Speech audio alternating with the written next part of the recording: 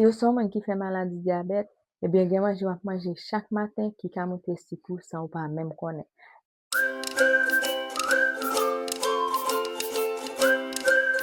Mais gen 5 manje qui ka aide ou contrôler sikou naturellement. Comme pharmacienne, je dis à m'pral montrer nous 5 manje qui ka aide stabiliser sik nan sang. So nous gen premier manje a qui c'est zaboka. Zaboka li bon parce que li gen bon graisse naturelle qui aide ralentir absorption sik la. Et puis tout, zaboka kenbe ou plein pour longtemps. Ça veut dire sikou pa monter rapide. Yon ti conseil pour nous, les n'a manger zaboka, li pi bon pour nous manger li avec zé ou bien avec salade.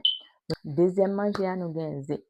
Zé a li bon parce que li aide contrôler appétit ou et puis tout zé a li kenbe sikou stable, ça veut dire sikou pa monter rapide. Et puis tout sikou pa monter rapide. Li pi bon pour manger zé a le matin.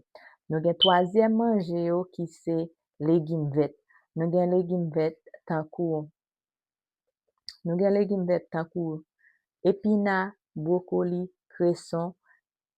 Ça yo bon parce que yo gen fibre qui va aider stabiliser sikou et puis tout va aider avec digestion. Et puis quatrième manger nous gen c'est lentilles avec pois. Ça yo bon en pile parce que yo gen en pile fibre avec protéines qui aide stabiliser sik nan sang et puis tout yo éviter spike. L'aime parler de spike yo éviter sik la monter. Les manger qui gen protéines avec fibre, yo kenbe sik la normal. OK? Nous gen cinquième nan qui c'est graines entières. L'aime parler de graines entières, moi parler avoine, moi parler de blé, moi parler de quinoa, du riz chaudé. Ça yo bon en pile parce que yo pas même avec du riz blanc qui pral monter sik nou vite. Et puis tout, ça yo gen fibre nan yo qui kenbe sikou normal. Mais gen yon erreur en pile moun fait même les yo manger ça yo. Erreur c'est parce que yo manger trop la dan yo.